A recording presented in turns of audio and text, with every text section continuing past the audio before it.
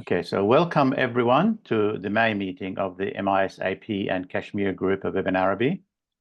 I'm sure many of you already know him, but for those who don't, it is my pleasure to introduce to you Professor Kunwar Mohammad Yousuf Amin, who is a retired professor from Aligarh Muslim University in India.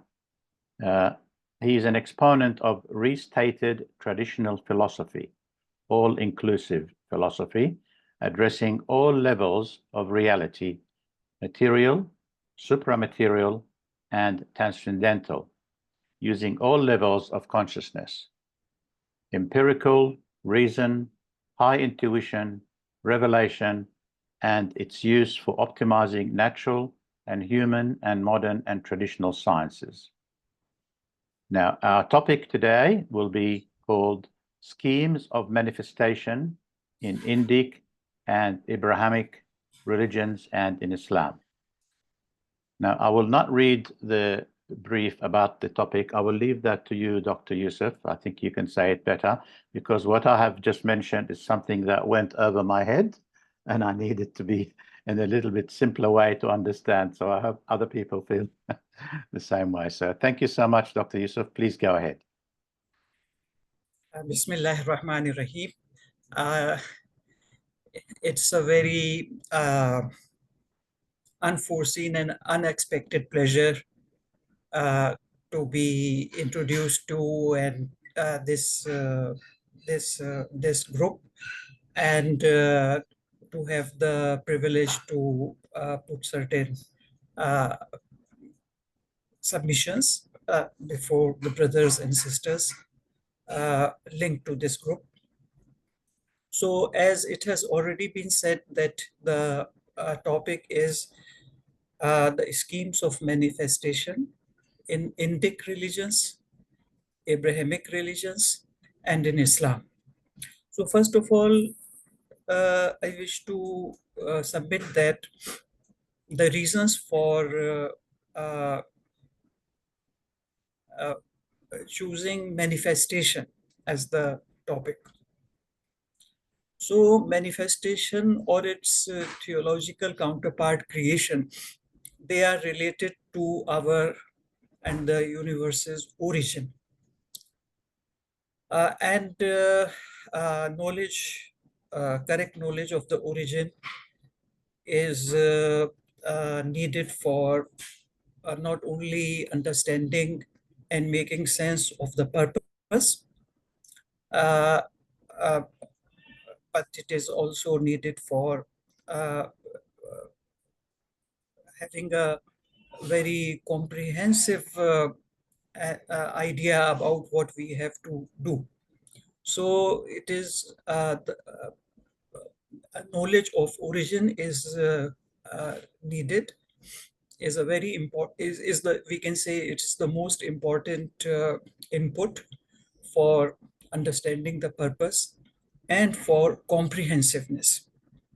So this is the reason why I chose manifestation or origin, the issue of origin. Then there is a very wide comparison. The schemes of manifestation in Indic religions like Hinduism, Buddhism, Jainism, Abrahamic religions, that is Judaism, Islam, Christianity and Islam, and then of course Islam. So this this comparative approach is again a point which I want to make clear why this comparative approach has been chosen. The comparative approach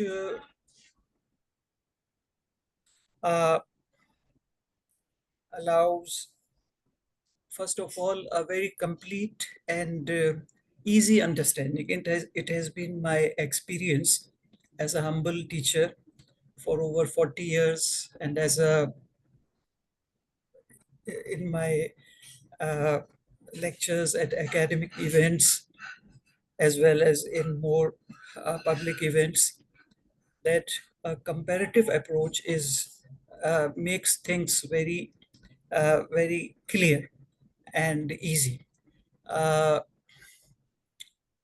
an eminent psychologist who speaks and writes on psychology in the Islamic perspective, uh, Rashid Skinner. He mentioned that he wanted a short course on Unani medicine for Western people. But he said that most of the Unani scholars, they said that it won't be possible to have a short course of Unani medicine. It has to be at least for 1 or more years. But I told him that a Unani course can be devised, which is much shorter. Even in 3 months, Unani medicine can be very succinctly presented by adopting a comparative approach, by comparing Unani medicine with Western medicine on the one side and with other traditional medicines like Ayurveda and traditional Chinese medicine on the other side. So the comparative approach, the first benefit is that it makes the meaning very clear, and it makes the understanding very easy and in a relatively shorter time. The second benefit of a comparative approach is that uh, it allows, in this case, with regard to this particular topic, the comparative approach, which is being adopted with regard to manifestation, uh, that it brings out the integrality of Islam. Most of I hope most of the uh, participants will be aware about Ananda Kumaraswamy, a very eminent metaphysician of the 20th century. In one of his letters to Sarton, who's considered as father of history of science, he mentioned that Islam mediates between the Western and Eastern approach. So this comment of Ananda Kumar Swami shows the integrality of Islam. The elements which appear in various religions and traditions, they are put together in a proper proportion, in a harmonized manner, and of course with a particular hierarchy uh, in Islam. So this comparative approach allows the integrality of Islam to come forward when we study the issue of manifestation in a comparative manner. The third benefit is that it allows everyone uh, to appreciate the essential truth of all religions and traditions. Because on the face of it, certain religions, certain teachings of certain religions may appear problematic. But when we adopt a comparative approach, for instance, as Shuon has given a very dramatic example, that the counterpart of Quran in Christianity is not the New Testament. Rather, the counterpart of the Quran in Christianity is Christ himself. This comparison, comparative approach, allows the understanding that all the great religions, the heavenly religions, they are true. We are able to appreciate that once we adopt a comparative approach. Yet another uh, benefit of the comparative approach is that by allowing an intellectually presented and intellectually justified, intellectually argued integrality of Islam, it allows the a very genuine movement towards Islam, movement of humanity towards Islam. And it at the same time, it allows a complementary movement towards the true meaning of each religion. Because unfortunately, it is not only other people of other religion who misunderstand the teachings of uh, another religion. Rather, the followers of that religion or themselves have got very serious misunderstandings about their own religion. As again, Ananda Kumar Swami has given a very profound example of that by showing that taking reincarnation to mean that man comes back in this world itself after his or her death in some other form. This idea of reincarnation, which is and very surprisingly, it is nearly universal among present day Hindus, even scholars, and of course the common people. He argued that this idea of reincarnation is not correct and it is against the Vedas, against the teaching of the Vedas. And the being, if it does not uh, perfect itself and attain union and mukti, and it has to again come back into sansar, it goes to some other world. It never comes back to the same world. It goes to some other world. So this is, I was so amazed. I asked one of my friends whose understanding of metaphysics is very deep. Have you ever come across a Hindu scholar who has this understanding of reincarnation, which Ananda Kumar Swami has pointed out? So my friend said no.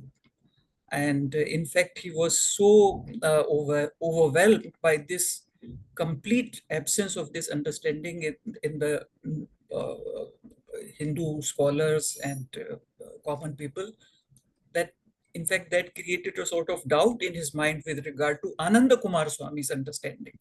But at least for me, Ananda Kumar Swami was right in the light of his arguments, which he presented by quoting the Vedas. This comparative approach, it also allows the movement of people of each religion uh, towards the real meaning of the teachings of their own religion. For instance, in Christianity, Trinity, as it is conceived or practiced by most Christians, is seen by Muslims as shirk, as associationism. And I don't remember whether it was Geno or Schwann. One of them has pointed out that, I think Geno, they pointed out that the opinion of the Muslims is not without basis and not without justice. The Trinity, as it is conceived and practiced by most Christians, has got uh, uh, uh, implications of shirk. But once a comparative approach is adopted, the Christians themselves are able to have a correct understanding of Trinity, in the sense that Son, Jesus, and by extension, human beings being the Son of God, it implies, first of all, the likeness, and secondly, the relationship, the filial relationship in which the Son adores and looks up to the Father.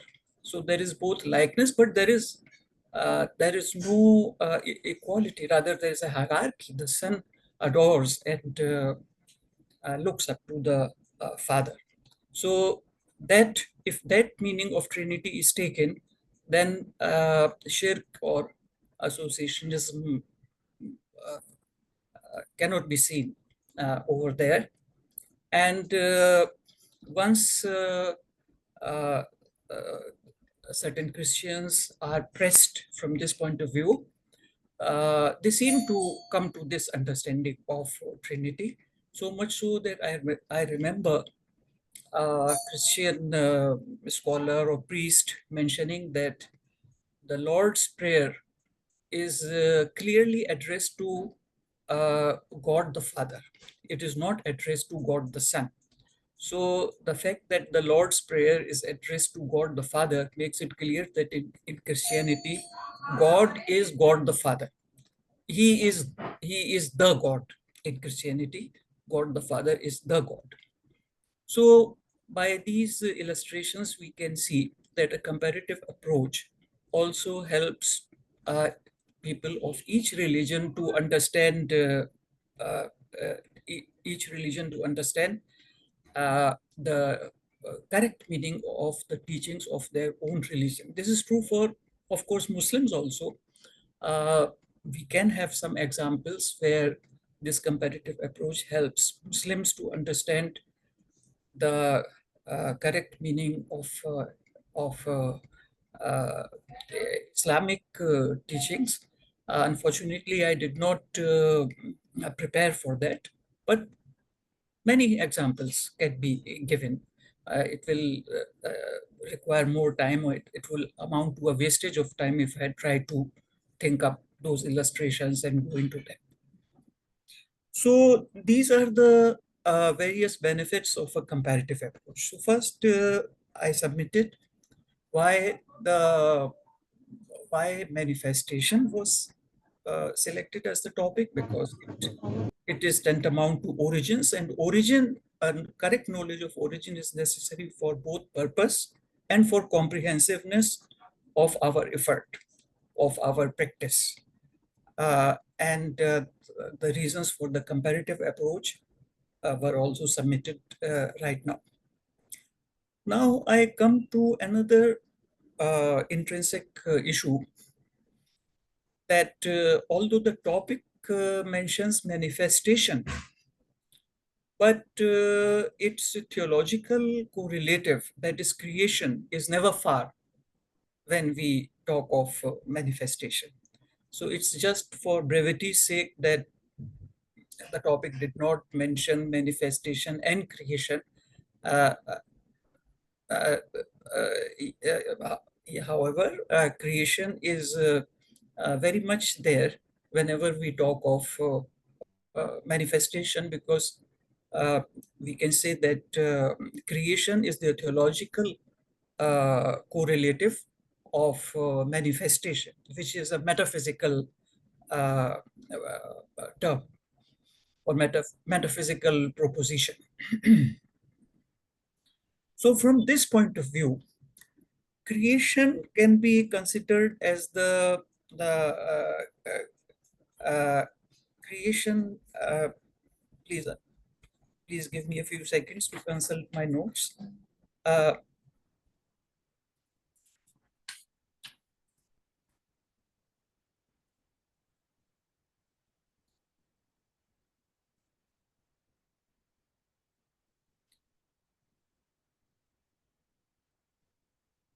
Creation can, we've already seen that it is something theological. Secondly, it is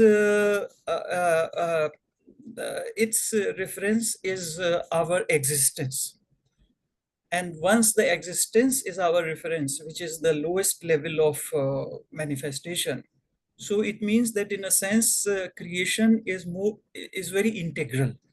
It its reference is our existence, and existence is the ultimate, is the lowest or the last, um, uh, we can say, uh, devolution of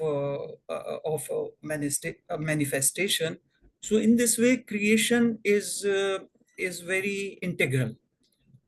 Manifestation may not talk of creation, but creation not only talks of the existential level of manifestation, but by implication, it it talks of all the, it indicates all the higher levels. So creation, we can say, is more integral at the explicit level. In the implicit level, of course, manifestation is more integral because it is the fundamental thing, and fundamentals are always integral as compared to particular cases of something. But from the point of view of explicitness of the origin, creation is more integral. And the third point to be noted is that creation is the approach or is the perspective which religion adopts to talk of origin. Religion mainly adopts uh, creation, and of course we are talking of Abrahamic religions. Uh, I'll come to that later. Why creation is not so prominent in the Indic religions and what that implies. Creation is a thing which is creation is a perspective on origin, which is very integral because it comes right down to the lowest level of existence, and rather it mainly refers to the lowest level, which is existence without denying the higher levels. So creation is integral, and this is the perspective which is more generally, more commonly, and more frequently adopted by religion on the with regard to origin. One great benefit of creation is intellectually it is very integral. That is that is the intellectual hallmark of creation, that it is very integral at the explicit level. At the practical level, the benefit of creation is that it is understandable to all human beings, and it is practicable for all human beings. It is not something which will be reserved only for the elite. So this is the practical benefit of existence. The intellectual benefit is integrality with regard to origin, and the practical benefit is that it is accessible and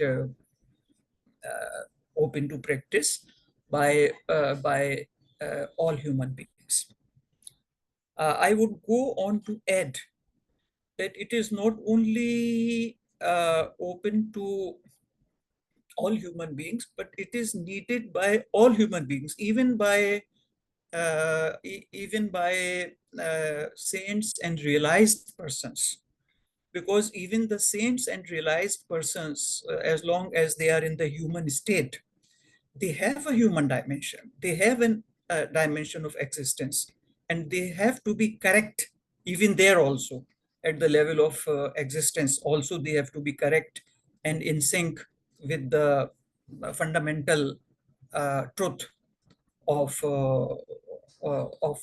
human reality of the self, the reality of the self. So creation uh, is creation helps even the saints and realized persons. The idea of creation or the teaching of creation helps even or makes it possible even for realized persons to or saints to be according to the truth, even at the level of existence, even at the level of human individual existence. So on the one hand, it is accessible to all human beings. Secondly, it is needed by all human beings, even the highest ones. This creation or the perspective of creation is needed even by them, by the highest human beings. And on the basis of my little knowledge of Hindu scholars and religious persons whom I have had the good fortune to meet in India, um, I can clearly see that they are along with being uh, sort of immersed in realization. They are at the same time they are very religious in the ordinary sense of religion. So creation is the explicitly more integral perspective on origin, and practically it is not only available to all human beings, rather it is needed by all human beings, uh, even the highest ones. It is needed even by them, along with the other things which they have. It is needed even by them. However, manifestation gives the highest meaning of the origin. That is the great value and worth of manifestation. Up to now, I have talked of the meaning and value of creation, but now coming to manifestation, it gives the highest meanings, or the ultimate meanings of origins. So, uh, uh, any discussion on manifestation should be within, I believe it should be within the perspective of manifestation religion, dialectic of manifestation and religion. This perspective will allow a very satisfactory understanding and presentation of manifestation itself, because manifestation is, we can say, is a sort of one pole of origin. The other pole is creation. So it's obvious that when we take into account both poles, then the dialectical uh, uh, dealing is very complete and very satisfactory, and not misleading in any way. So manifestation, its value is that it brings out the highest and the ultimate meaning of origin. Now, uh, the next point which I want to make is, this is a more particular point, because up to now our discussion has been a bit abstract, and abstractness tends to be a bit dry, and put us off to sleep or something like that. So now coming to something more particular, I will raise the question, what is the traditional Islamic term which can be considered as a correlative to metaphysics? Because manifestation is basically a metaphysical proposition. It is a metaphysical term. So what is the traditional Islamic correlative of metaphysics? And what are other correlatives of metaphysics? So I would say that the traditional Islamic correlative of metaphysics is Nazri Tasawwuf. I'm speaking in an Urdu perspective, not in the Arabic or Persian perspective. Nazari Tasawwuf. Tasawwuf, all of us know. And one of the perspectives in trying to understand tasawwuf is Nazari and Amali, or Nazari and Akhlaqi. Uh, for instance, the tasawwuf of Ghazali, Imam Ghazali, is mainly akhlaqi. It is mainly amali. It is mainly practical. Mainly. Uh, while the tasawwuf Ibn of Rumi, the tasawwuf of Rumi is mainly aesthetic. Whereas the tasawwuf of Ibn Arabi Rahmatullah on whose name this group is founded, the tasawwuf of Ibn Arabi Rahmatullah is Nazari. It is a Nazari tasawwuf. So I think that the traditional Islamic correlative of metaphysics is Nazari tasawwuf. Most of the participants would be familiar with him. I believe that he's a great and providential offering of God to humanity in a times when humanity has become most distanced from truth. Now, here comes a man who has presented truth in such an integral and clear manner, which I believe has never been done in history, in human history. So, so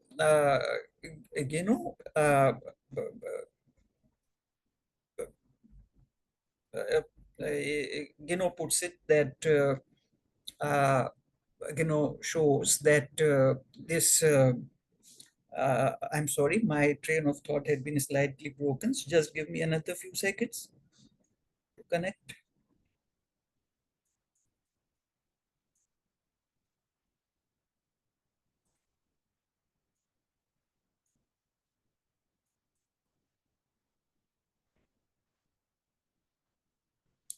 I think I'm on track.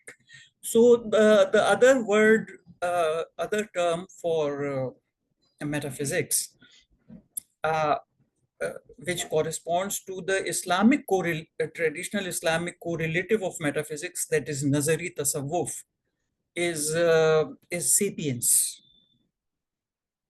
That is sapience.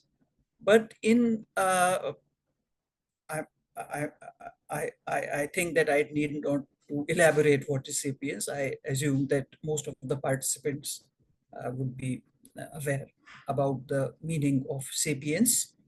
Sapience, Sapience, sapience. Uh, However, in the Western tradition, in the Western learning, sapience does not cover the fullness of metaphysics. Uh, it would be the nearest correlative of Nazari Tasawwuf. But Nazari Tasawwuf includes not only sapience, but also, I can say, philosophy. Nazari Tasawwuf also includes philosophy, whereas sapience, as we know, it is a little bit distinct from philosophy. Uh, it's a sort of something which complements philosophy, or which is again forms a dialectic with the philosophy. And this brings us to the second most important benefit of metaphysics. On the one hand, metaphysics gives us sapience, which is a great benefit, without which religion is meaningless. And not all practitioners of a religion will have very explicit sapience, but a religion remains alive and effective and efficient only when a requisite number of followers of that religion, they have sapience. If sapience totally disappears from a religion, and even a small elite no longer remains having sapience, then that religion becomes petrified and ineffective. So all of us know the great importance of sapience, but at the same time, metaphysics has got the dimension of philosophy, which has to be mentioned separately along with sapience in the Western perspective. But in traditional Islamic perspective, Nazari Tasawwuf, I believe that it has got the meaning of philosophy also within it. By philosophy, I mean mainly, uh, by philosophy, I mainly mean ratio, that is rationality, reason, logic, and then human learning. For instance, cosmology, nature, what is nature, its description, cosmology, and policies, framing policies for civilization, what should be civilization. So all these things, they come under philosophy. And metaphysics is the basis for sapience, or it has got the dimension of sapience, and at the same time, metaphysics has got the dimension of the highest philosophy. Of course, metaphysics is considered to be the uh, highest field of philosophy, and here by philosophy we mean the rational, reason related, logic related uh, study of nature or of society, and efforts to have practical policies for civilization, aims and objectives of civilization. So metaphysics has got uh, uh, both the aspect of sapience as well as the aspect of philosophy. I have tried to mention what is sapience and what is philosophy. So when we take up the issue of origin in terms of manifestation, on the one hand, we are giving life to religion, and on the other hand, we are giving a solid basis for learning and civilization and understanding of nature, uh, uh, etc., human society, and even aesthetics, etc. Uh, So when we talk of when we try to understand origin in terms of manifestation, we are connecting the origin, our understanding of the origin, both to the both to sapience, which is the life of religion, which is the inner life of religion, as well as to philosophy, which is the basis for uh, learning and civilization. So these are the benefits which accrue from manifestation, which is from metaphysics, and this, in this case, the metaphysical proposition of manifestation. So this was again, I thought that this is again a very basic dialectic which has to be before us in order to understand this issue of manifestation. That manifestation has to be studied in the context of creation, and then we have to understand what is the meaning and value of each of these two terms, that is manifestation and creation. I would have loved to repeat, because as a teacher we like to repeat things, but since the submission is being recorded, I hope anyone who is desirous of that, he or she can do that thing which I would dearly like to do, but which I prohibit for myself, to make full use of the time. Now, with this uh, discussion of the background or foreground, now I think we can come more explicitly to the topic itself. In the Abrahamic religions, the cornerstone of origin is creation, which is very obvious. All of us know that in Abrahamic religions, the origin of the world, the origin of the universe, the origin of man is presented in terms of creation. Whereas in Indic religions, it is presented in terms of manifestation. But again, there are differences within each of these families of religion. First, I will discuss the Abrahamic religions, the distinctions within it, and then the distinctions within the Indic religions. Coming to the Abrahamic religions, that is Judaism and Christianity and Islam.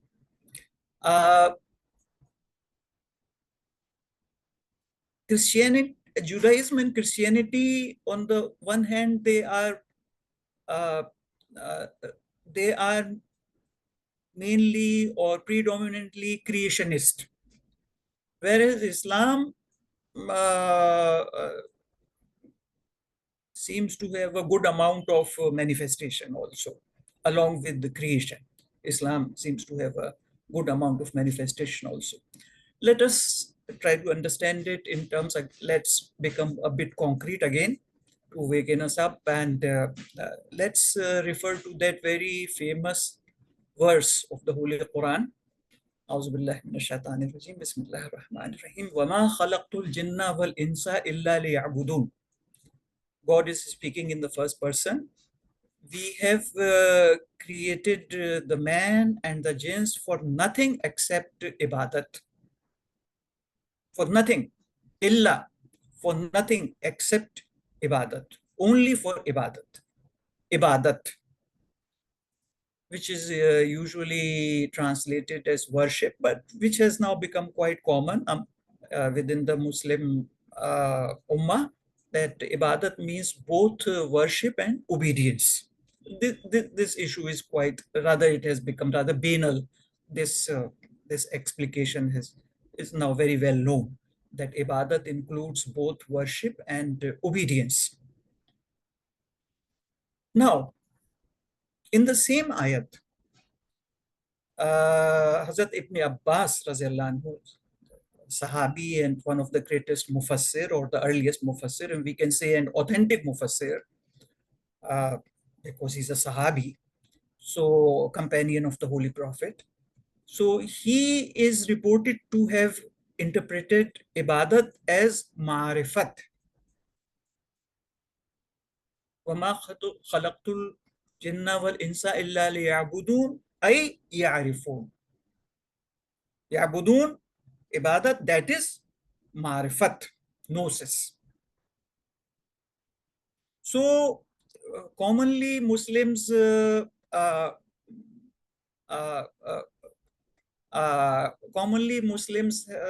have an idea of ibadat which is more in consonance with the perspective of creation. But it is very clear that very explicit and very orthodox. I mean, there's nothing uh, there's nothing precarious about it, that it also means gnosis, it also means marifat, and rather it basically means marifat. The crux of ibadat is marifat, that is gnosis. So the people who follow Sufism, they usually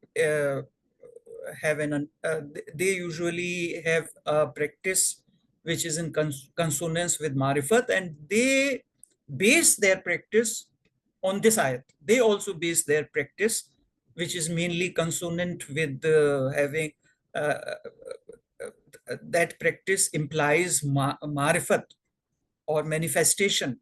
So they also base their practice and their understanding on this same ayat.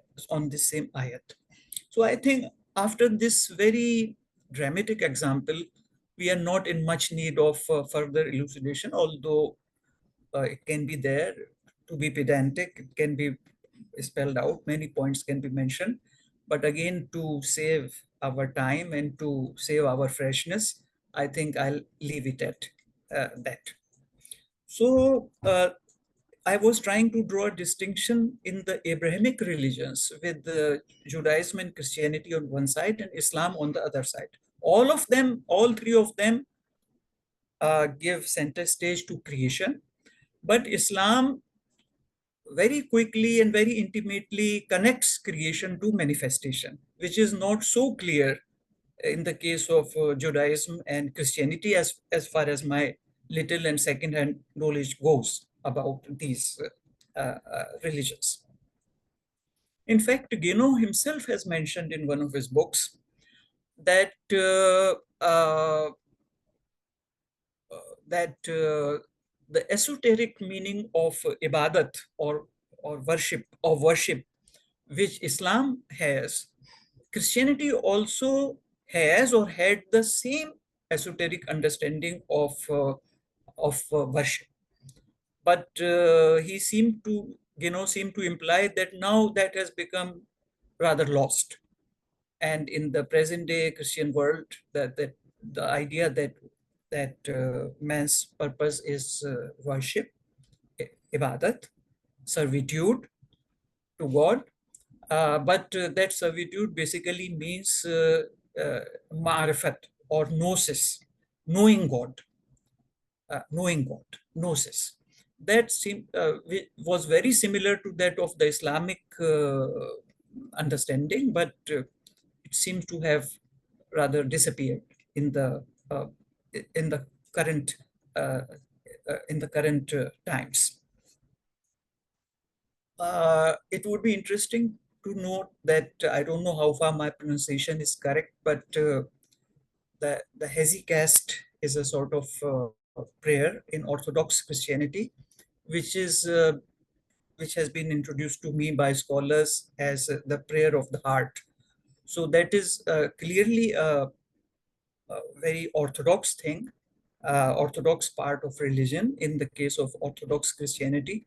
So we can look to that prayer as a sort of example or illustration of the fact that in Christianity also the the servitude of man or the worship of man basically is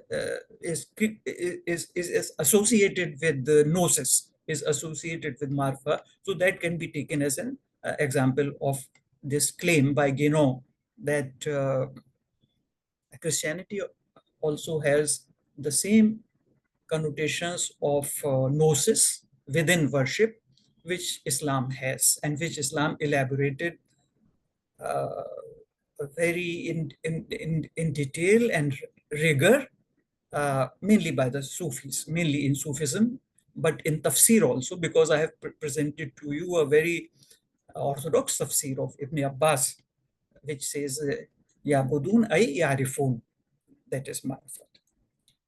So this is the distinction which I wish to draw between the three great religions of the Abrahamic family, that Christianity and Judaism, all three of them, they center stage creation when it comes to origin. But Islam quickly and immediately brings and connects it with the manifestation.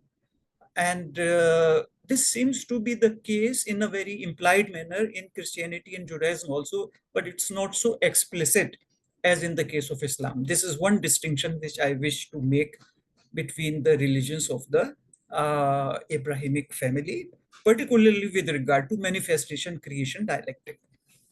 Now coming to the Indic religions.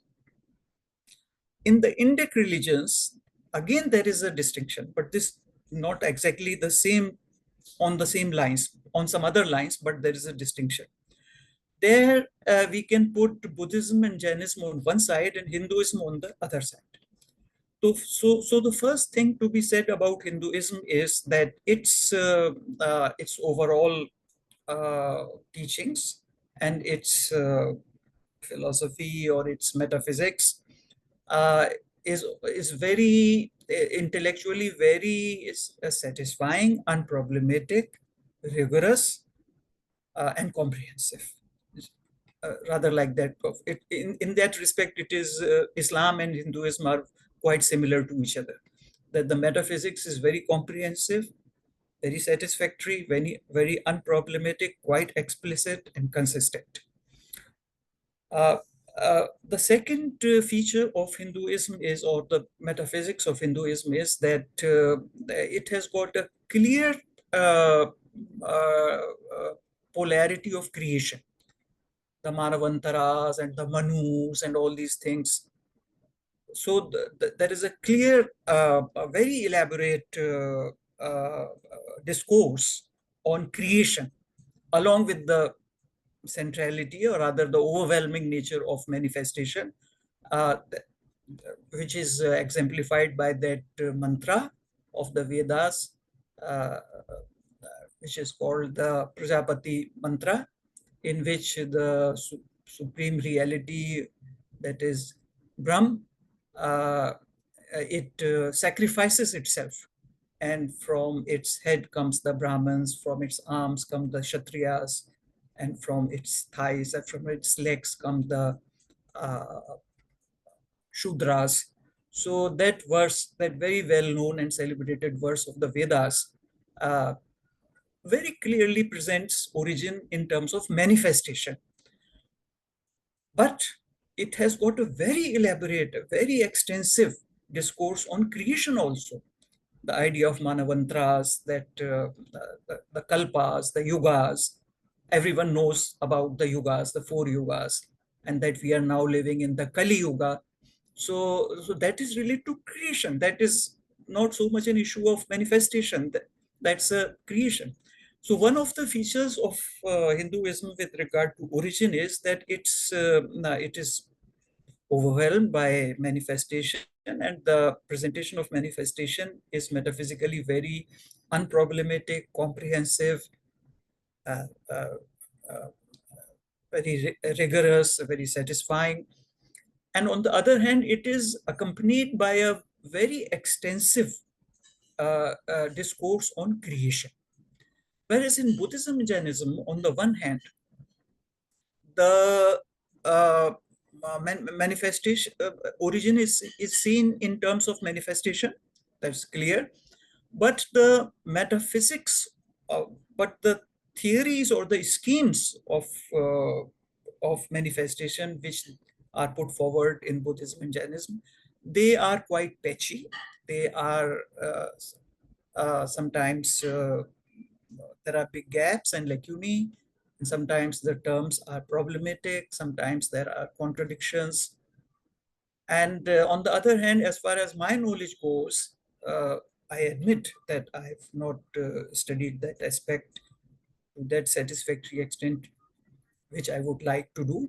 But speaking within my existing understanding, I can say that in Buddhism and Jainism, they do not have that complete and extensive discourse on creation, along with the manifestation which Hinduism has. So, in this way, we can say that there is a distinction between the religions in the Abrahamic family, Christianity and Judaism, all united by centrality to creation, but Islam distinguished by immediately bringing very strongly manifestation.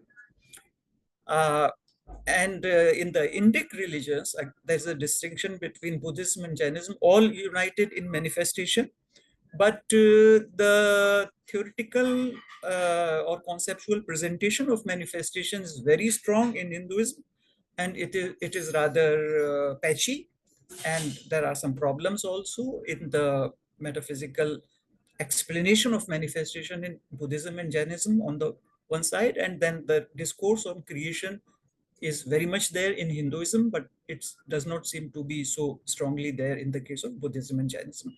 So these are the distinctions within the Indic religions. And in the light of these distinctions, it becomes clear, which I mentioned earlier also, that Islam, the distinction of Islam is quite similar in the Abrahamic religions, is quite similar to the distinction of Hinduism in the Indic religions. So Islam and Hinduism, they seem to be more kindred. Uh, and at the same time, quite interestingly, Buddhism, Jainism on the one hand, and Christianity and to some extent Judaism also, they are rather more similar to they are more similar to each other. Uh, Now, I think about hour has already elapsed, so I think can I allow myself 10 minutes? Yes, of course, Professor, you can, yes. Thank you very much. So now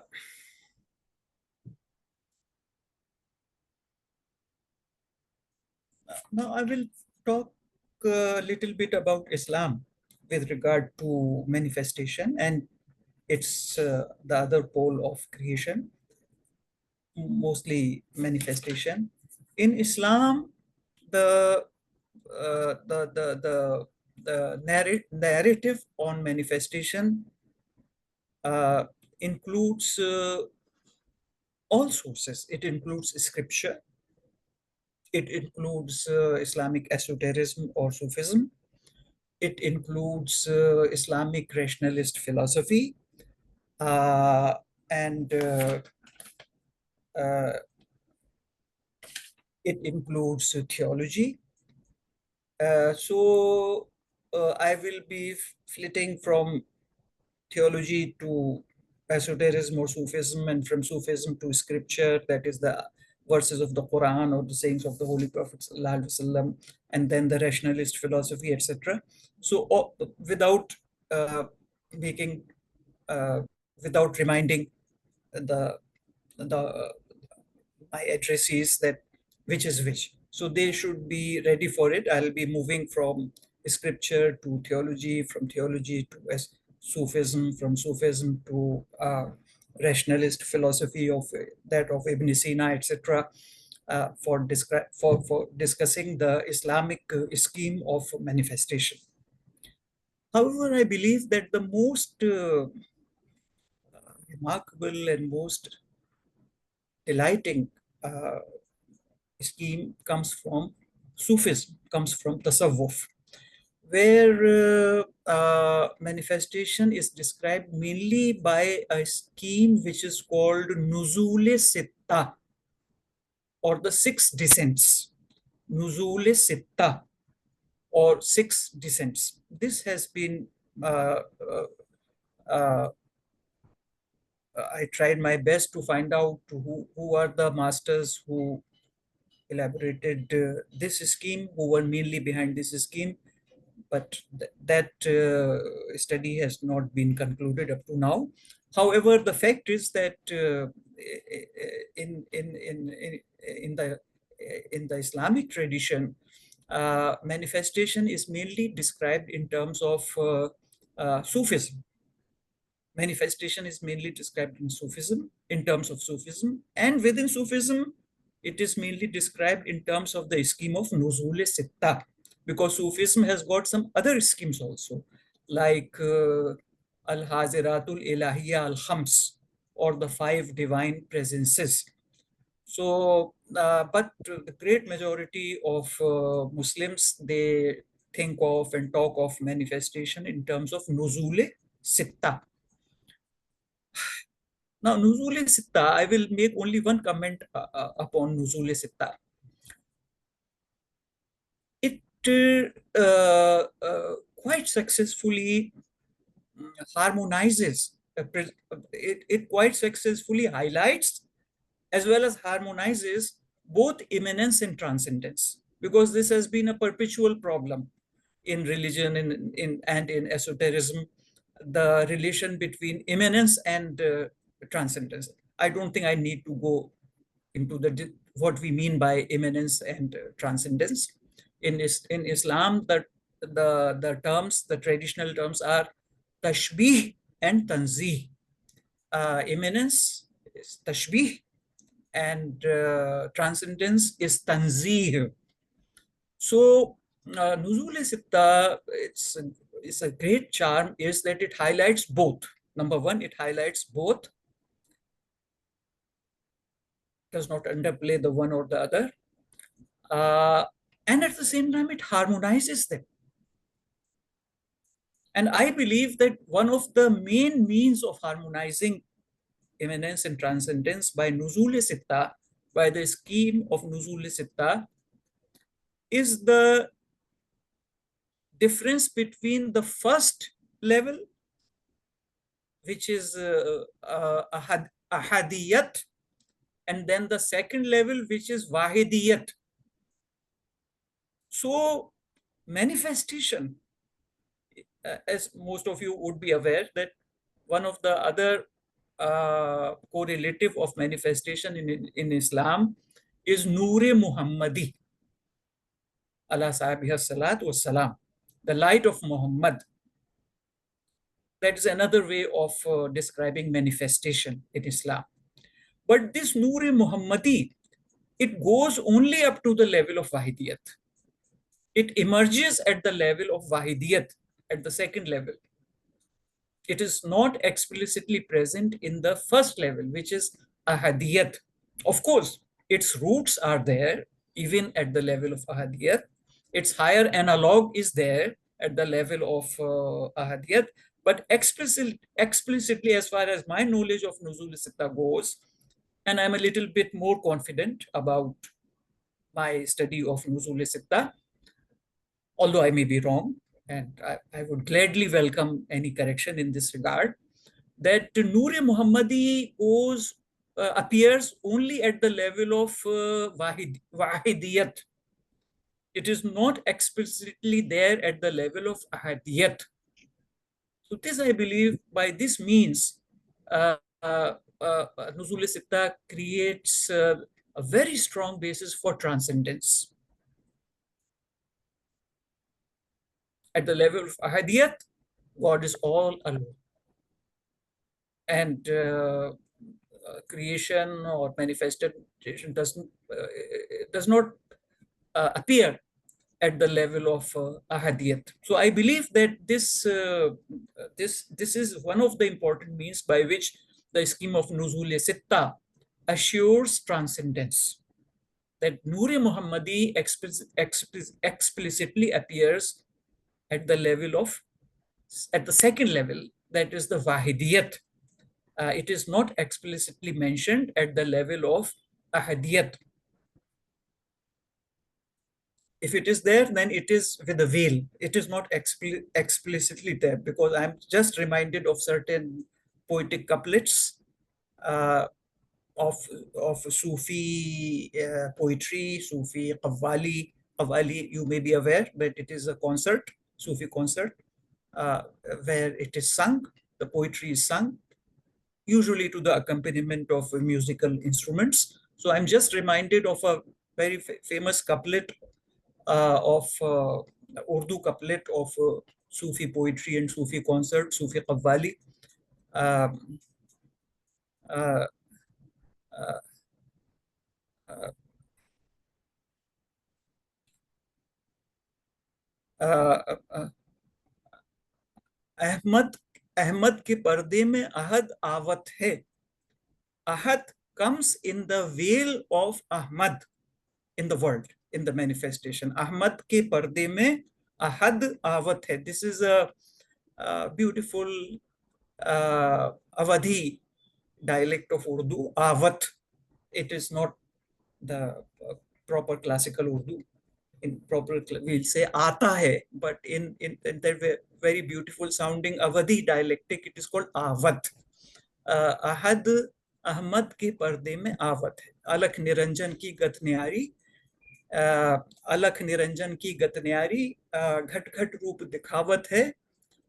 आप ही अहद और आप ही अहमद, आप ही अहद और आप ही अहमद, आप ही मोहम्मद कहलावत है. So I'm just reminded that Noor-e Muhammadi may be there, but it is with a veil at the level of Ahadiyat. It is not explicit. So I think this is one of the very important means by which the scheme of Nuzul-e-Sitta preserves, inviolate the transcendence of God or ultimate reality. But at the same time, the immanence is beautifully there. It can make one drunk, the immanence which is, it can intoxicate one, the immanence which is described in Nuzul-e-Sitta. But at the same time, transcendence is preserved by this means, I believe, by this means that Noor-e Muhammadi is explicitly figures only at the second level, not at the first level, which is that of the Ahadiyat. Another point which I wish to make about the Islamic schemes of manifestation is that Islam has got a remarkable offering and contribution to humanity in describing the origin, uh, uh, in describing the origin in terms of manifestation. By the way, let me, in simple terms, try to make the distinction between creation and manifestation once again. In creation, the creation is totally created by God, but it does not participate in God. Whereas in manifestation, the creation is made by God, but it participates in God also, along with being made by God. This is one very simple distinction between manifestation and creation. And if the mind goes to that adage of I think Hermeticism or Neoplatonic philosophy, which says, as above, so below. As above, so below. So manifestation is very true to as above, so below. That there is a anagogy between the creation and the creator, which does not come out clearly in creationist approach. There is a break between the creator and the created, but in manifestation, origin as conceived in terms of manifestation, there is a distinction between the creator and the created, but at the same time, there is a the participation, there's a continuity also between the two. So this has been beautifully, this is one of, I've always been struck by it. Unfortunately, I've not read a single paper devoted only to this issue of what to talk of a complete book, but I believe that it should be a topic for many books, that Islamic tradition was able to elaborate origin in terms of manifestation by rationalist philosophy. Because rationalist philosophy is very limited. I mean, in Urdu, we say daman. In English, it can be translated as skirt. But of course, there's a big difference between skirt of a coat and daman. So the daman or the skirt of rationalist philosophy is rather straitened. It is not very wide and voluminous as the skirt of say theosophic philosophy or illuminationist philosophy or gnostic philosophy. It's quite narrow. Even in that narrow range, Islamic tradition has managed to bring out the description of origin in terms of manifestation. And I'm referring to I think, I hope and pray, and I think that most of you will agree with it, that Ibn Sina, he bases his basic point of departure is wujud, being. And the first thing which he says about being is that being is of two types: wajibul wujud and mumkinul wujud. The being which is obligatory, which is necessary, which cannot but be, and the being which is possible, which can be or not be. And then he equates wajibul wujud with God and mumkinul wujud with the creation. So to my mind, this is a beautiful presentation of origin narrative in terms of manifestation.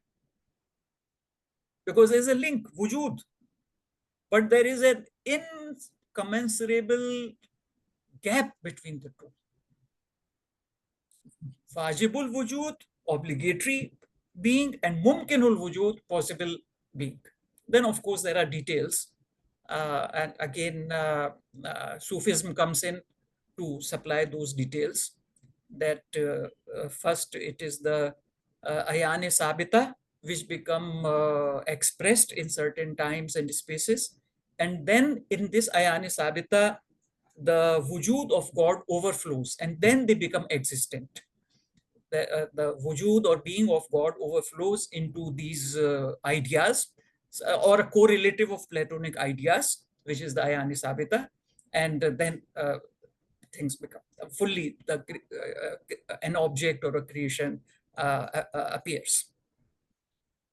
So in this way, the further elaboration is again done by Sufis, but nevertheless, Ibn Sina does achieve a great feat by presenting manifestation in rationalist philosophy. In terms of rationalist philosophy, by firstly making being the point of departure or the main referent in rationalist philosophy, and then dividing wujud or being into wajibul wujud, which is the obligatory being, and mumkinul wujud, or the possible being. So I think I'll end over here. I think we have a sufficient idea of the Islamic scheme of manifestation. I hope if this August group gives me another opportunity, I can try to be more detailed about the Hindu and Buddhist and Jain and Christian and Judaistic schemes of manifestation. But I think I have given a sort of a sketch or outline of schemes of manifestation of these religions also. In the case of Islam, it has been more fleshed out. And if I have an opportunity, I'll try to be a bit similar to it in the case of the schemes of manifestation of Hinduism, Buddhism, Jainism, Christianity, and Judaism. Thank you very much.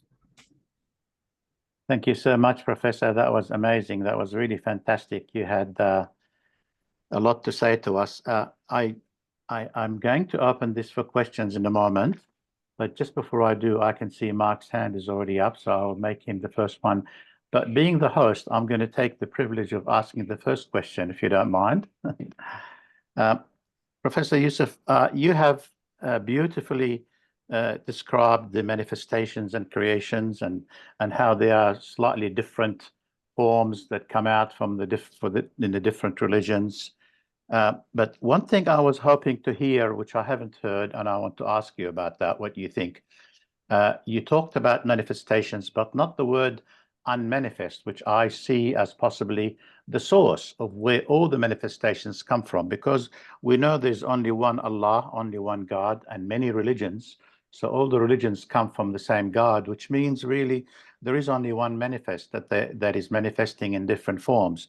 We also heard about how prophets come at different times for the different traditions or different cultures and give different teachings depending on the people. They teach what the people need at the time, and as a result, different teachings come out, even though they're all coming from the same source. So is it not that the word unmanifest and trying to connect with that extremely essential, especially that you mentioned about harmonizing and you know and seeing that there is only one reality. There aren't as many realities as religions. So can we sort of bring in something, I don't know, maybe not the unmanifest, something else to bring them together that they all belong to? Thank you very much. By your question, you have, if I use the Islamic term, you have given me a sharh sadr, or the expansion of my breast, because I was feeling a sort of weight, and I think the main reason for the weight was that I was equating reality with the manifestation. And you have really opened up my heart and given it expansion and imbesat and that great pleasure of becoming limitless by bringing in the unmanifest. Gino makes it very clear. He says that God or the absolute or the eternal is all possibility. It is, he uses a beautiful word for that, all possibility. And he says that possibilities are of manifestation as well as unmanifestation. Beautiful. There are some possibilities which are never manifest. They are also, so there are some possibilities of manifestation. We have been talking only of the possibilities of manifestation. And by implication, the possibilities of unmanifestation. And it would be interesting that whether we can be a bit more elaborate and more explicit about the unmanifest, because up to now I have not seen the unmanifest being put on the same pedestal or given the same detail when talking of manifestation. But this is an interesting interesting question. I am also reminded of a prayer of the Holy Prophet ﷺ, who says that oh my God, I seek you in the name which you have revealed by your names which you have revealed in your book, by the names which you have taught to some of your servants, and by the names which you have chosen to keep to yourself. Yes. By those names also I call upon you for this thing, for this thing, for this thing. This is one of the prayers of the Holy Prophet ﷺ. So I really thank you for giving me this great joy of opening up to the entirety by bringing in the issue of unmanifest. Thank you, Dr. Yousuf. Maybe next time, I heard you saying something about August, maybe I can lock you in for August and you can talk about the other things you want to talk about, the Indic religions, and maybe you can bring in the unmanifest in that topic. That'll be fantastic to look forward to. Thank you. Mark, you had your hand up first. Do you like to ask your question or make your comment? Thank you, Frank. Professor Yousuf, thank you so much for your talk. I have a very simple question for you, and that is the phrase nuzuli sita. Could you please give a rendering into English of that phrase, the two words, just to help me to understand more of the content of what you said? Thank you. Nuzul means descents. It is the plural of descent, nuzul. Nuzul means descent, descents, and sitta means 6. So these are the 6 descents. Okay. These are the 6. This is the exact literal meaning of Nuzul Sitta. Since I did not propose to go into details, so I have not noted all the 6 Nuzul. The first is Ahadiyat, the second is Wahidiyat, and the last is, you'll be interested to know and you'll be surprised to know, is Insan. Ah, yes, thank you so much. The last one is Insan, and Yes. this Insan then immediately connects with the Yes. with the first one. Wonderful. So in the sense of Insan being the complete theophany of God. Uh-huh. So in that sense, and having all the levels and all the areas also, not only all the levels, but Yes. all the areas also, as Shuon has pointed out, that there is an element of height in reality, and there is an element of amplitude or Yes. horizontal expanse in reality. So man is complete theophany.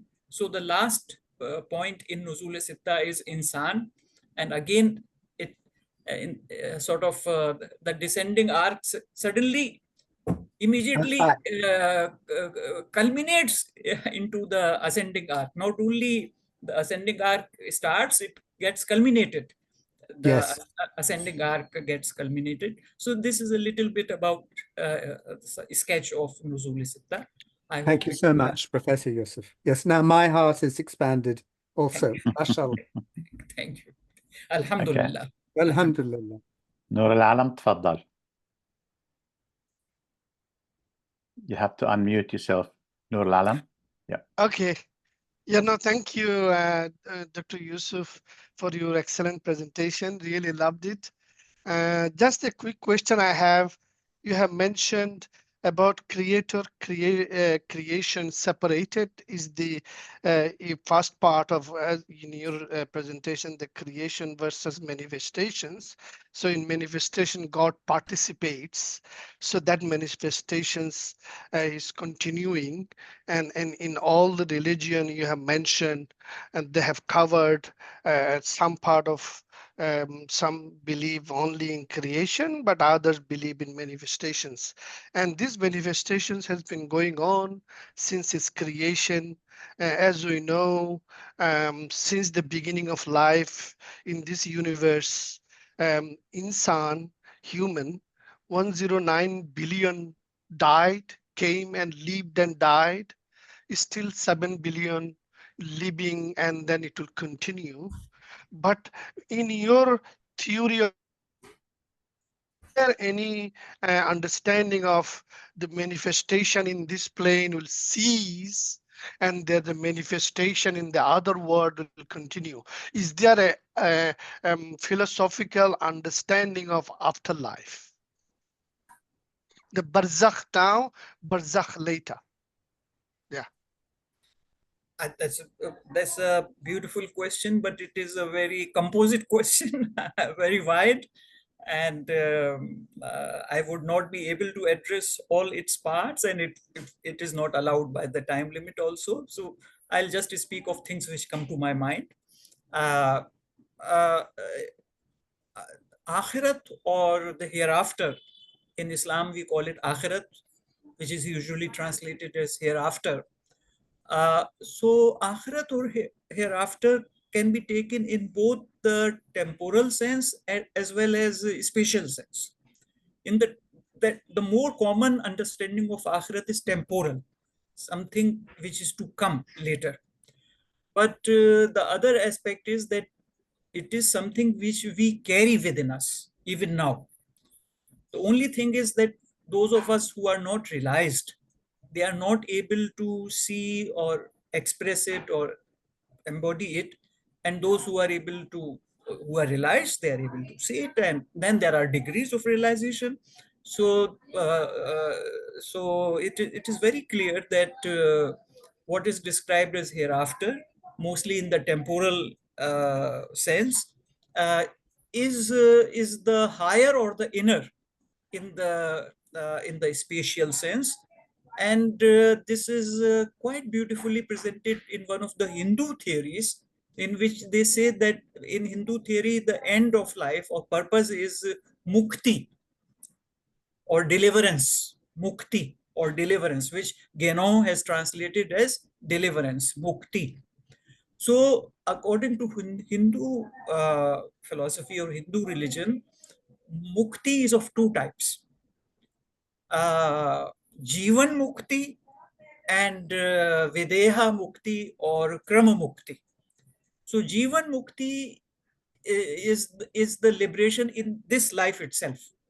There are great saints, there are great human beings who are able to achieve liberation while they are living as human individuals in this world, in this time. At the same time, they have attained mukti or deliverance. So they carry all the levels of hereafter within them. Then there is a Videha Mukti or Kram Mukti. These are individuals who become delivered after they pass, after their death. They become delivered after their death, and they become delivered after their death, maybe via other births in different sansars. And here, if we have Ananda Kumar Swami's idea of reincarnation, that the rebirth is never in this world, it is in some other world, it is some other sansar, then the eschatology, Hindu and Islamic eschatology, they come quite close, because in Islamic eschatology, it is mentioned that people after their death, they will either enter into heaven or, may God protect us, into hell. And those who enter into heaven, they will be having various stations, various levels, various degrees, and which will be marked by the frequency with which they will have the vision of God. Royate ilahi, vision of God. So those who are of the highest degree, they will have nearly constant vision of God, and those who have got a lower degree, they will have occasional vision of God. They'll again come back to lower levels of paradise, and paradise will seem very colorless to them after they return from the vision. And Islamic eschatology also says that God in his mercy keeps on elevating them. So while they are living in paradise, their level goes on increasing. So this brings it close to Hindu eschatology, that here the human being is being perfected even after death, but not in terms of that rebirth, rather rebirth into paradise. By rebirth into paradise, man is being perfected, man is still dynamic, man is still growing, is still evolving. And those who are in the hell, they also have a chance, because Islamic eschatology says that God ultimately will forgive everyone. Ultimately, although this is not, it is never mentioned with the explicitness and certainness for practical reasons, because which is very good for us, that we may be on our toes and try to save ourselves. And we see that where this fear of hell is not there, there people are in, usually they fall into sloth and laziness and so many things. And Mary Schimmel mentioned that I have the Quran by my side, although it has got a lot of hellfire in it. So she seemed to say that that's a bit not very salubrious, having so much hellfire, but still I have the Quran by my bedside. And Schuon had something beautiful to say about it. He said that the hell shows the greatness of man. Hell, so-called hellfire theology, instead of being something lowly or something disturbing or something, say, childish, it shows the greatness of man. That man has been created in a great nature, and if he or she will not do justice to it, then they'll necessarily be tormented. I mean, so the terrors of the hell, they actually show the greatness of man, and how much man should try to elevate himself or herself, and how much labor one should put into it. And in fact, in Islam, it is less of, once the man is resolved, then it is less of labor and more of grace. Then Islam does not talk so much of labor, it talks of grace. So labor issue is more there in the beginning. Later, it becomes more grace. So Islamic eschatology, even the hell will be extinguished. Although that part is rather, there is a reticence with regard to that, and for very good reasons. But it is there. So then the eschatology of Hindus and of Hinduism and Islam become close. Once we have this thing, the parallel teachings of Jivan Mukti and Videha Mukti or Kram Mukti of Hinduism. That some people will become liberated in this life, some people become liberated after their death, usually in brackets, usually by rebirths, but by means of rebirths. But in Islam, it is said that after their death, those who have done good deeds but not sufficient, they will be in the lower degrees of paradise. But within paradise, they will go on rising, and ultimately they will reach the higher levels, which is mainly indicated by the frequency of vision of God. So at least this part of your question I try to address, that hereafter is usually thought of as something temporal, but at the same time it is spatial also, as the higher or the deeper or the inner or the more valuable. And this becomes very explicit in the Hindu theory of Jivan Mukti, that a person who has got full realization, for him paradise exists right here, or he is at the highest levels of paradise, or he is in the bliss and vision of God in this life itself. Thank you so much, Professor Yousuf. I'm not sure how time you are, whether anybody has any questions. It looks like no one yet so far. Dr. Maruf, I'm not sure if you're with us. Do you like to say a couple of words to your old friend? Yes, Assalamu alaikum. It was such a pleasure to be with Professor Amin. He has been always illuminating, and I hope he will be in future available as well for elaborating certain things which he could not today. So I was happy that I think we don't normally find Muslim scholars elaborating in such detail these very close conceptions of metaphysics and then comparing across traditions. I would just like to add that if we read Judaism in the light of such thinkers as Abraham Joshua Heschel, who is such a great mystic, and he was a friend of Nasser, whom this Professor Amin must be very friendly with in many terms. He must have read his work. So Judaism has such a wonderful understanding of this worship as gnosis, and it comes. And it comes as such a beautiful, I think the greatest texts that he wrote, God in Search of Man, and many other things between God and man, that anthologizes some of his writings. They present Judaism in that great mystical light, which is usually forgotten. And I also wanted to ask if he could elaborate the idea of reincarnation, why many Hindu, if we go by the current major Hindu figures, they still continue to hold something of this rebirth idea, and in this world, not in the other world. So why is it that the way Ananda Kumar Swami elaborates it, it is not popularly known or even known to major Hindu figures who are writing about these things, and there has been much confusion generated by people who have done research on reincarnation. So is it possible that on reincarnation someday Professor Amin would love to elaborate in more detail? Thank you so much. I'd like you to please repeat the name of that Jewish person. Yes, Abraham Joshua Heschel. Okay. I hope you can send it on the chat box, because I could not fully understand it. Spell out. Okay, sir. Yes, sir. Or I will send you on the this personal. Okay. And as far as your second point is concerned, the great gulf between the correct meaning of incarnation, as Ananda Kumar Swami claims, and the complete absence of that idea among the present day Hindu scholars, or even the historical Hindu scholars whom we know.